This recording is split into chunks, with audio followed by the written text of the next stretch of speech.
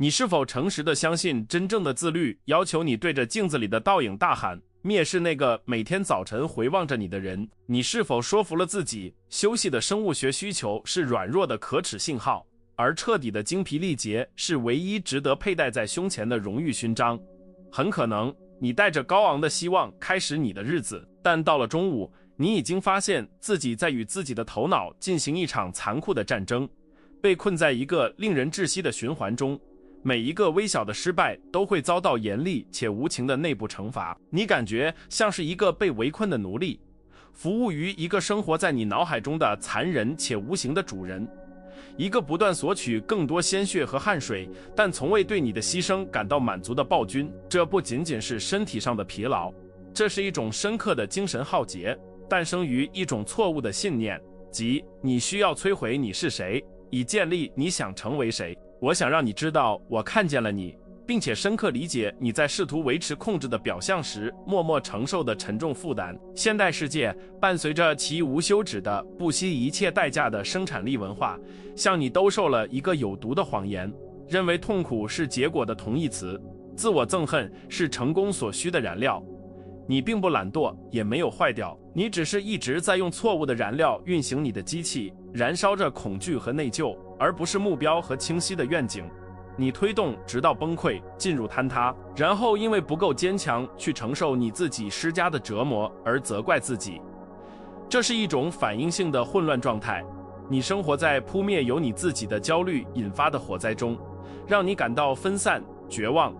并在你的内部斗争中感到完全孤独。但是如果我告诉你存在一条不同的道路，一条力量不需要残忍、秩序不需要暴力的道路呢？今天我们将拆除这种内部暴政，并与你自己的头脑签署一份永久的和平条约。我不会教你变得更温和，而是变得无限更有效，用真正的斯多葛自我掌控的不可动摇的力量来取代自我暴力。在这个视频中，我们将通过确切的7个至关重要的区别，7个视角的深刻转变，这将把你从一个把自己打到顺从的苦行者转变为你内心帝国的明智君主。这是你对自己战争的结束。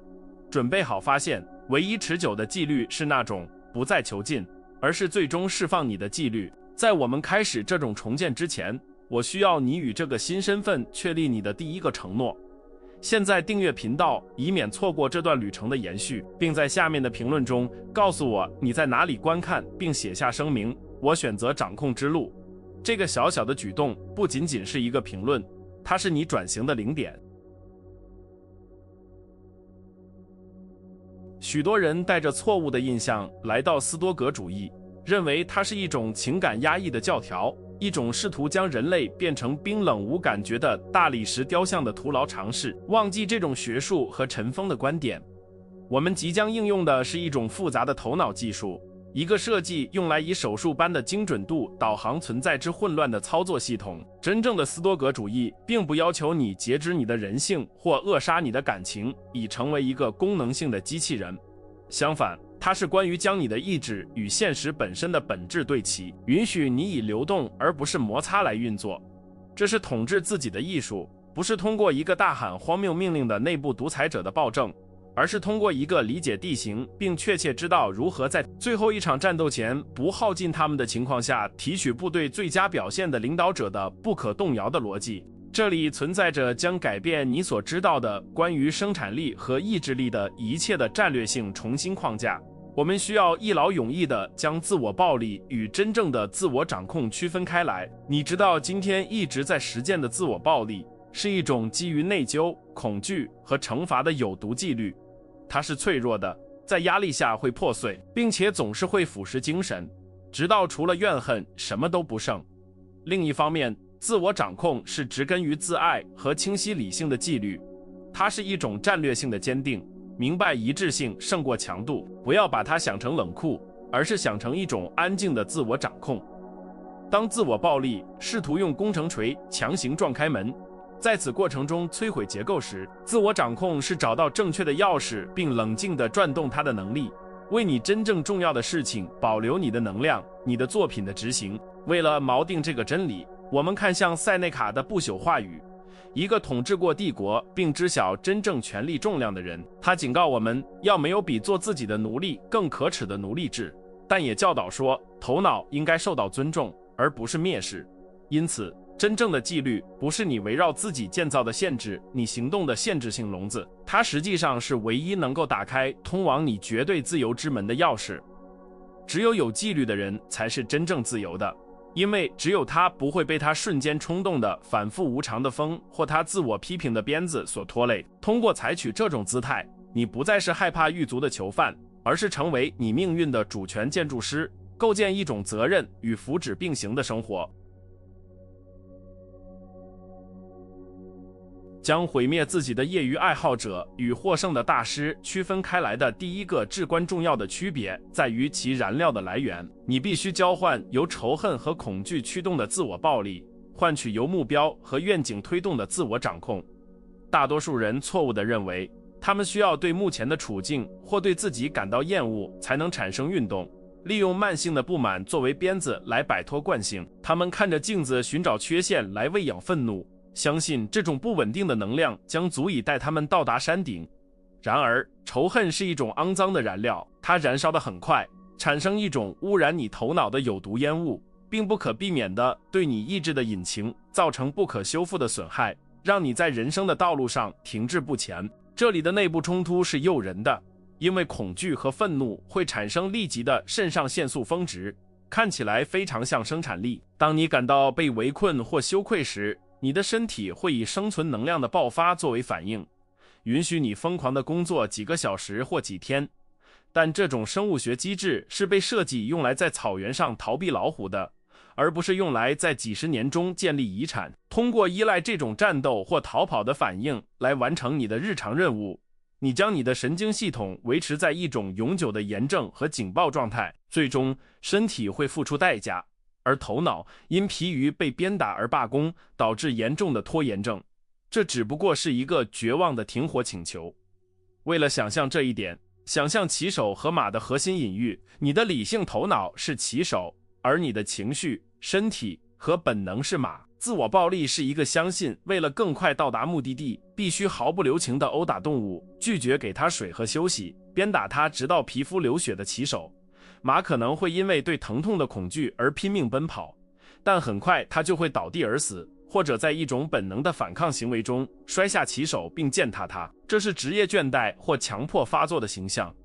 马接管了控制权，因为它受到了超出可忍受限度的虐待。另一方面，斯多葛自我掌控提议在骑手和马之间建立一种共生和尊重的关系。明智的骑手知道动物的力量，理解它的需求，并以坚定但公正的命令引导它，精确地使用缰绳，而不是暴力。他用目的地的愿景喂养马，而不是用鞭子的恐惧，创造一种理性的意志引导情感力量的伙伴关系。你不是在压抑你的本能，你是在引导他们将原始能量转化为优雅且可持续的运动。想一想，你纯粹出于爱或深刻的信念，而不是出于义务或对惩罚的恐惧而做某事的一个时刻。还记得努力看起来是多么自然，几乎没有摩擦，以及时间是如何流逝，而你没有感到精神浩劫的压倒性重量的吗？这就是被恶魔推动与被目标拉动之间的区别。目标的能量是清洁的、可再生的，并随着使用而增强。马可·奥勒留不断提醒我们，我们是为了合作而生的，就像脚和手一样，与我们自己的本性做斗争，将我们自己的一部分视为敌人，是非理性的定义。通过放弃仇恨作为燃料，你并没有变得自满，你以一种愤怒永远不允许的方式变得无情。愤怒是盲目和不稳定的，让你在无用的方向上浪费能量。目标是外科手术般的、专注的和经济的，确保每一滴汗水都直接有助于你作品的构建。你停止浪费能量与自己战斗，并开始使用你所有的活力为你的目标而战。这是方向上的微妙改变，但在结果上是巨大的。因此，这第一点的结论是一个心智里的声明：你不需要恨自己来修理自己，因为没有人会照顾好他所蔑视的东西。如果你想建立一个持久的内部帝国，你必须开始像对待盟友一样有尊严地对待建设者，也就是你自己，而不是像对待奴隶那样残忍。真正的纪律诞生于当你如此希望自己好，以至于不再接受会贬低你的行为，按照卓越的标准行事，而不是出于对失败的恐惧。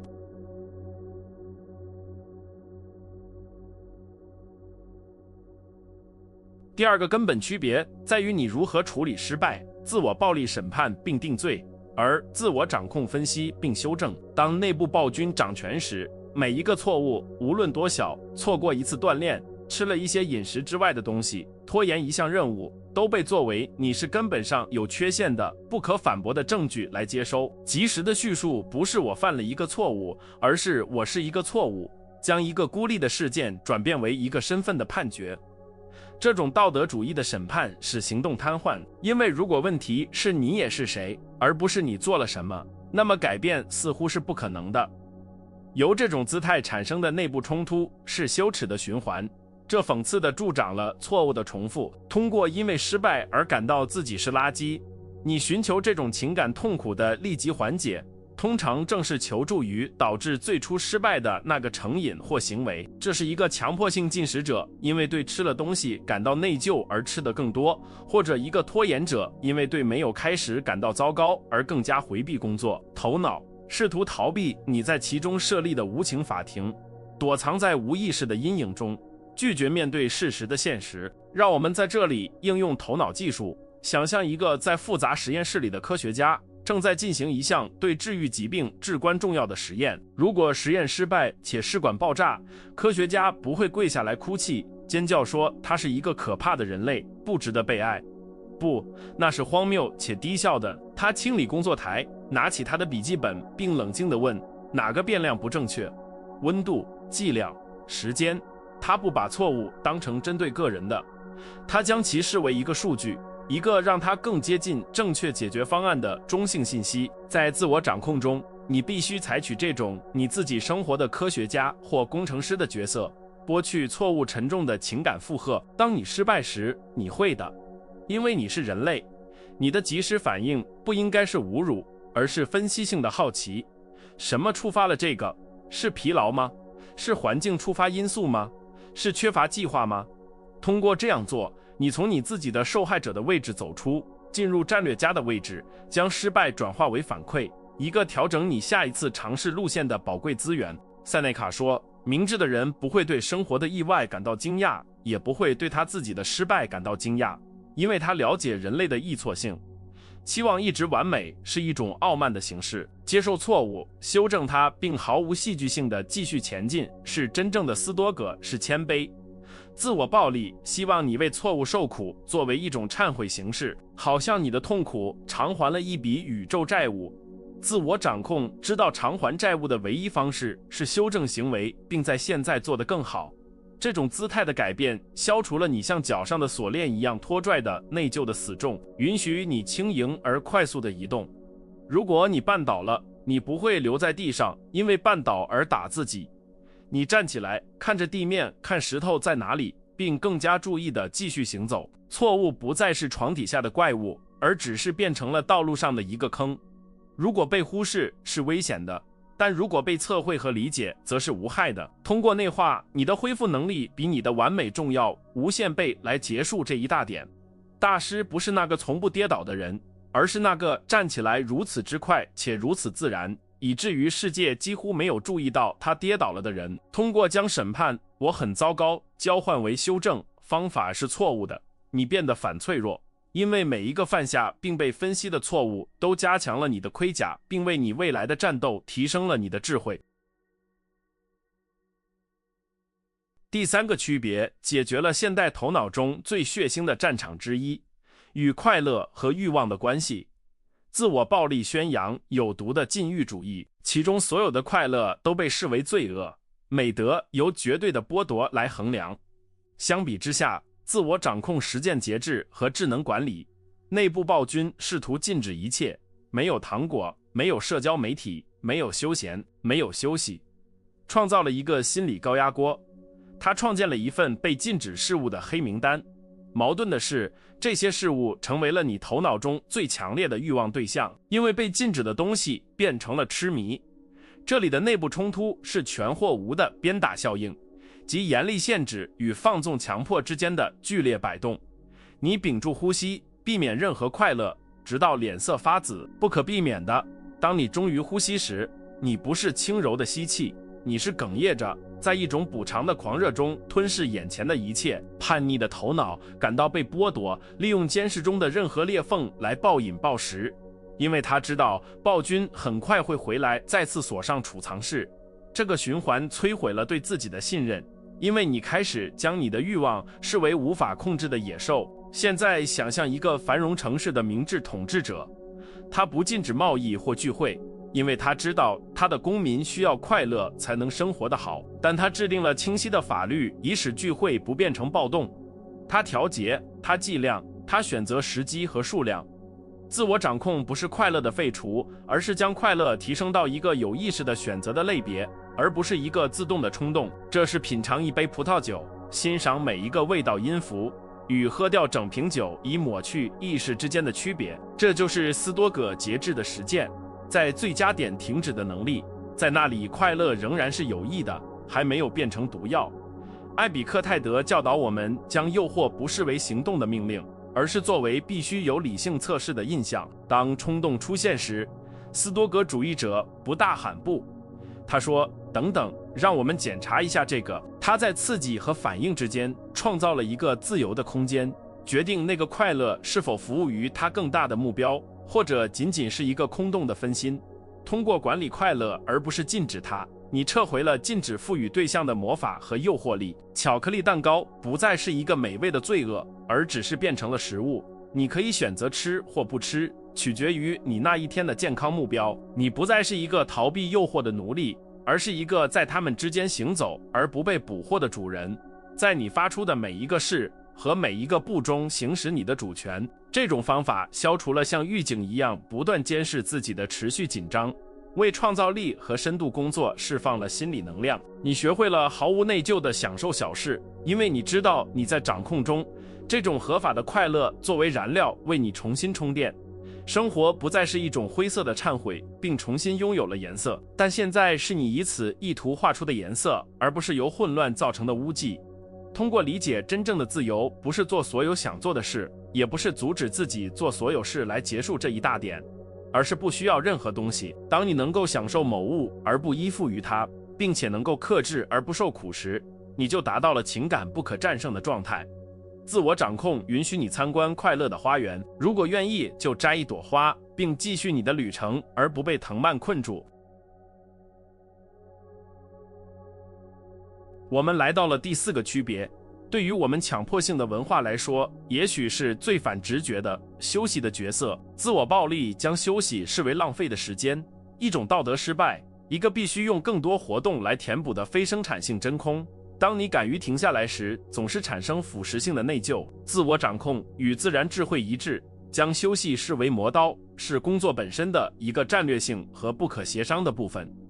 内部暴君让你相信睡觉是给弱者的，停下来就是死亡，将你维持在一种虚假运动的状态。你在那里很忙，但没有生产力。内部冲突表现为无法真正放松，即使当你试图休息时，你的头脑继续在任务清单和担忧中旋转，因此你从未真正恢复。你身体在沙发上，但精神在战壕里，导致一种僵尸状态。你既没有卓越的工作，也没有高质量的休息。这个灰色地带是2个世界中最糟糕的，耗尽你的活力而不产生任何有形的结果，创造一种在你灵魂关节中积累的磨损。在这里，我们必须引用弓的次要隐喻，由古代哲学家亲自带给我们。一张被永久保持拉紧、日夜拉伸到其最大极限的弓，将不可避免地失去其弹性和力量。当箭需要被射出时，变得无用，或者更糟，它会在持续的压力下猛烈断裂。大师弓箭手知道，为了让弓以致命的威力射击，他必须大部分时间处于放松、去张力的状态，为行动的确切时刻保存其势能。自我掌控中的休息不是懒惰，是刻意的准备，是弓箭手照顾他的武器。当你决定休息时，你带着与工作时相同的强度和专注去做，你完全断开连接，允许恢复和创造力的潜意识过程发生。塞内卡说，头脑应该被给予放松，它在休息后会起得更好且更敏锐。否认这一点，就是否认生物学本身，就是试图操作一台复杂的机器而不进行维护，期望它永远不会发生故障。通过将休息重新框架为一项战略投资，内疚消失了。你明白，睡8个小时不是浪费8个小时，是保证其他16个小时具有高性能和思维清晰。你意识到积极的休闲、阅读、与家人共度的时光和沉默不是道路的偏离，而是支撑道路本身的土壤。你停止为照顾自己而道歉，并开始像保镖一样凶猛地保护你的恢复时间。这种实践恢复了生活的自然节奏，宇宙在扩张与收缩，白天与黑夜，行动与暂停之间交替的呼吸。通过尊重这些循环，你获得了一种不眠不休的奋斗者永远不会拥有的耐力。它们像烟花一样燃烧并消失，而你像灯塔一样持续发光。你的生产力不再是狂躁的，而变得有节奏、可预测且强大，能够支撑大项目和大责任，而不折断你的脊梁骨。这里强大的结论是，在一个崇拜精疲力竭的世界里，休息是一种勇气的行为。通过休息，你声明，你相信你有能力在正确的时间做需要做的事，没有那种与时钟赛跑的人的绝望。斯多葛战士在战斗前夜睡得很沉，不是出于疏忽，而是因为他知道，当太阳升起时，他将需要他所有的力量。磨快你的刀刃，休息你的弓，并看着你的力量倍增。如果你已经到了视频的这一点，这证明了关于你性格的一些根本性的东西。你不在这里寻找捷径或魔法药丸，而是一个深刻和结构性的真理。大多数人在听到需要承担责任并停止受害者心态时就已经关闭了窗口，但你仍然在这里吸收、分析并准备着，这将你与人群分开，并将你置于一个真正渴望统治自己的个体的精选群体中。因此，我想为你的提升之旅的下一步发出邀请。不要让这个知识在视频结束后就蒸发，让这个承诺变得具体。现在检查你是否已经留下了你的点赞，一个你重视这个内容的无声信号，并确保已经订阅。我们要在这里建立一个主权头脑的军团，我想让你成为这个新秩序的将军之一。这是在我们要推进到将巩固你转型的最后3个区别之前，确立你存在的时刻。第5个区别，渗透进你存在的最亲密的圣所，你自己的头脑。在自我暴力中，内部对话是一个持续的尖叫，一个刺耳和辱骂的声音，指出失败，预测灾难，并贬低每一个成就。在自我掌控中，这个声音被转化为一个坚定、理性和仁慈的耳语。内部暴君就像一个有毒的老板，盘旋在员工的肩膀上，喊着侮辱，希望恐惧能增加生产力，却没有意识到这只是在制造瘫痪和怨恨。你永远不会用你对自己说话的方式与朋友或孩子说话，但你接受这种内部虐待作为常态。内部冲突的出现是因为当你要脑里的声音是你最大的敌人时，信任自己是不可能的。你生活在一场心理内战的状态中，每一个想法都是一场战斗，每一个决定都受到残酷的质疑，这消耗了巨大的精神能量。想象一下，在有人在你耳边尖叫你是一个失败者时，试图解决复杂的方程或创造艺术。这是一个敌对的环境，使得个人蓬勃发展几乎不可能。为了改变这一点，我们需要重仿骑手的隐喻。一个好的骑手会和他的马说话吗？是的，但他使用冷静的命令和鼓励的语调。当马受惊时，骑手不尖叫，他说：“稳住，冷静。”自我掌控要求你成为自己的导师。当批评的声音尖叫着出现，你搞砸了一切。斯多葛的声音应该冷静地介入并说：“那不是真的，我们犯了一个错误，让我们修正它并继续。”不需要戏剧化，这是一个对自己心理进行重新养育的过程。这不是天真的积极思维，这是精确思维。斯多葛主义教导我们将事物看作它们本来的样子，不添加不必要的价值判断。如果正在下雨，自我暴力的声音说：“多么糟糕的一天，对我来说一切都出错了。”自我掌控的声音说：“正在下雨，我去拿把伞。”你移除了情感形容词，并保留了事实名词。这个坚定的耳语切断了情感歇斯底里的噪音，并将你带回现实的坚实地面。通过练习这种新的对话，你开始在你自己的皮肤里感到安全，头脑不再是一个战场，而变成了一个圣殿，一个秩序和清晰的地方。你可以从外部世界的混乱中在那里避难，你成为你自己最好的顾问，能够在压力时刻让自己平静下来，在冷漠时刻激励自己，而不需要外部的验证或安慰。这种改变从根本上改变了你面对生活的姿态。一个在内部不断被吼叫的人走路畏缩防御，一个被坚定和尊重引导的人昂首挺胸开放且专注地行走。你在头脑中培养的声音将是你用来塑造你命运的声音。如果它是软弱和残忍的，你的命运将是脆弱的；如果它是强大和明智的，你的命运将不可动摇。以确信你拥有对你思想的否决权来结束这一大点。你无法阻止一个消极思想的出现，但可以阻止它在你头脑中筑巢，把你的头脑当作一个神圣的寺庙，不允许任何人，甚至是你自己，穿着沾满泥巴的鞋子进来并开始尖叫，要求安静，要求尊重，并以知道自己是谁的人的平静权威来指挥。第6个区别解决了我们如何处理不可预见的事物。自我暴力是僵硬和易碎的，而自我掌控是灵活和有弹性的。自我暴力的心理模型基于完美的剧本。你在头脑中创造了一个理想化的计划，如果现实偏离这个计划1毫米，交通延误、下雨、你生病，你就崩溃了。僵硬不接受现实生活的混乱，它要求宇宙屈服于它的意志，而因为宇宙对你的欲望漠不关心，僵硬总是失败，导致挫折和目标的彻底放弃。内部冲突是完美主义的脆弱性。对于僵硬的人来说，不仅没有完全按计划进行的一天，是一个被毁了的日子。这种二元心态使得任何小的障碍都成为放弃一切的理由。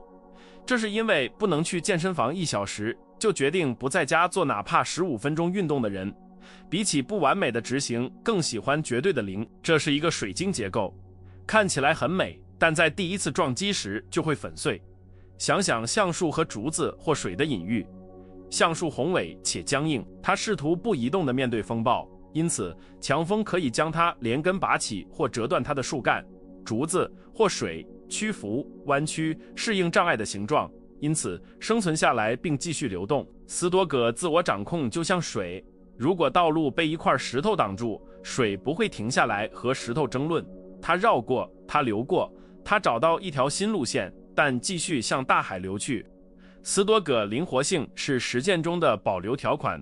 你带着保留计划你的行动，如果命运允许，我将做某事。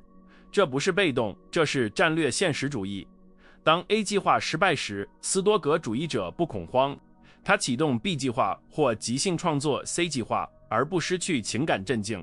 他明白目标不是遵循计划，而是达到结果或保持美德。计划只是一张地图，不是领土。如果地图是错的，你看向地形并调整，你不会仅仅因为 GPS 失灵就把车开进沟里。通过采取这种流动性，你在字面意义上变得不可阻挡。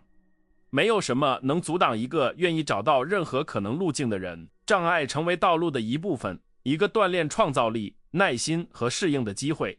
你不再害怕不可预见的事物，并开始与它共舞，利用环境的能量为你所用，就像一个利用对手的力量来摔倒他的柔道大师。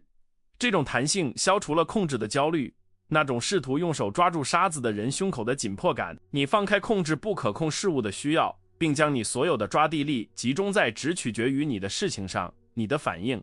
如果世界颠倒了，你倒立着继续行走。你不抱怨重力，你适应它。以理解僵硬是软弱的信号来结束，一种如果你弯曲就会折断的恐惧。自我掌控给你结构性的信心，去弯曲必要的程度，知道你总是会回到你的中心。对环境要温和，以便你可以对你的目标强硬。那个适应的人征服，那个抵抗的人折断。我们来到了第7个，也是最后一个区别，我们哲学山脉的顶峰，最终目标的重新定义。在自我暴力中，目标总是外部的批准、掌声、奖杯、第三方的验证。在自我掌控中，目标是卓越 Arete 及内部的卓越和性格的正直。内部暴君痴迷于拥有和看起来，他想要健美的身体是为了被钦佩，金钱是为了被嫉妒，成功是为了让批评者闭嘴。这种对外部的依赖，将你幸福的钥匙放在陌生人的口袋里，使你成为他人意见的奴隶。这里的内部冲突是永恒的不安全感，无论你征服多少，永远都不够，因为你试图填补的洞是内部的，不是外部的。你跑着爬上成功的梯子，每一步都鞭打自己，只是为了到达顶端，并发现梯子靠在了错误的墙上。你征服了世界，但失去了灵魂，赢得了所有人的钦佩。但当你独自在房间的黑暗中时，感到自己是一个骗子。最后的隐喻是斯多葛弓箭手的隐喻，再次由艾比克泰德提出。弓箭手做他力所能及的一切，选择最好的弓、最直的箭，训练他的姿势，精准瞄准，并在完美的时刻松开弦。直到箭离开他的手指的那一刻，他拥有完全的控制，自我掌控。在箭飞行的那一刻，结果不再属于他。一阵突然的风可能会使他偏离，目标可能会移动。自我暴力聚焦于目标、结果，并且如果失误就绝望。自我掌控聚焦于过程、射击，并在知道他尽了绝对最大努力中找到满足。追求卓越意味着奖品是表现本身，而不是奖牌。如果你以卓越、荣誉和勇气玩了这场游戏，你就已经赢了。无论比分如何，这使你对运气的波动免疫。如果世界给你财富，很好，你会明智地使用它们。如果世界夺走你的一切，你仍然拥有你完整的性格，这是唯一不能被没收的财产。你停止为了成为某人而行动，并为了表达你是谁而行动。通过内化这一点，压倒性的压力消散了。你努力工作不是因为你害怕成为一个失败者，你努力工作是因为这是一个大师所做的，因为卓越是你灵魂的自然表达。工作不再是达到目的的手段，而变成了目的本身，一种艺术形式。你在纪律中找到快乐，在努力中找到平静，在斗争中找到意义。无论是否有观众，这是至高无上的自由，对验证的独立。当你不需要世界告诉你你很好时，你变得不可动摇。批评不会摧毁你，赞美不会诱惑你。你有你自己的指南针，你自己的内部质量标准，这比任何外部标准都更严格，同时更公正。用这个真理结束你的区别之旅。自我掌控不是关于征服世界，是关于征服你自己。你将统治的最大帝国是那个在你两耳之间的帝国。当你在那里作为君主统治，带着正义、智慧和勇气，没有任何外部环境能将你变成受害者。你最终成为你灵魂的船长，你命运的主人，而这个头衔没人能从你那里夺走。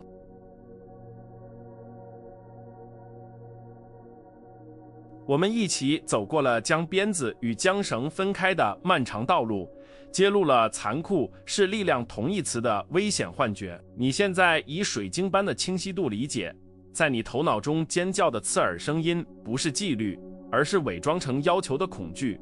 真正的斯多葛主义者不是那个在试图雕刻完美雕像的绝望尝试中摧毁自己的人，而是那个带着耐心和不可动摇的坚定，日复一日地塑造他的性格，尊重他自己本性的人性的人。这个视频不仅仅被设计为暂时的娱乐，它是作为一面揭示的镜子和一张逃跑地图而构建的。很快，屏幕将变暗，寂静将回到房间，而老暴君将试图再次耳语他有毒的命令。剩下的唯一问题是，当下一个挑战出现时，谁将坐在你头脑的宝座上？受惊的奴隶还是明智的国王？不要允许这种理解像烟雾一样消散，不转化为立即行动的智慧，只是贫瘠的智力幻想。如果你坚决准备好废黜内部暴君，并以理性的权威承担你生活的治理，我召集你现在公开签署这个契约，下到评论区，并写下你的新基本法。我命令，我不强迫，让这些话语成为在压力时刻取代破坏性自我批评的神圣咒语。通过输入这句话，你不仅仅是为算法留下数字痕迹，你是在物理世界中具体化你的意图，与一种基于尊重而不是折磨的领导力确立不可协商的承诺。做出这个庄严的声明，以便你未来的自己可以回头看并识别出战争结束的确切时刻。最后，如果你跟我一起走到了这最后的几秒钟，这将你与一有深度迹象就放弃的不安人群区分开来。通过在你的声明旁边加上我留到了最后这句话来证明你的罕见恒心，向我们的社区发出信号，表明这里居住着真正完成他们开始之事的一小部分人。如果这条信息今天作为你战斗的盾牌或剑，留下你的点赞，并将此视频分享给你知道正在自身僵硬的重压下默默受苦的人。外面有许多战士仅仅因为厌倦了与自己战斗而认为自己是软弱的，帮助我们释放他们。真正有纪律的人不是一个孤立的岛屿，而是一个照亮他人道路的灯塔。暴政今天结束，